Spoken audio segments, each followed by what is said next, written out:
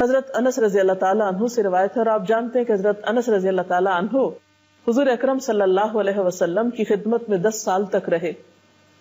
وہ کہتے ہیں کہ آپ صلی اللہ علیہ وسلم نماز مغرب سے پہلے تازہ کھجوروں سے روزہ افطار فرماتے. اگر تازہ کھجوریں نہ ہوتی تو خشک کھجوروں سے افطار فرماتے.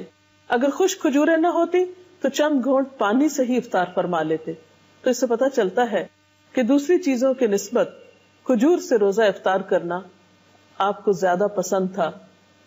گویا آپ کی سنت اور آپ کی پسندیدہ چیز کھجور سے روزہ افطار کرنا ہے، اور کھجوروں میں بھی تازہ کھجور.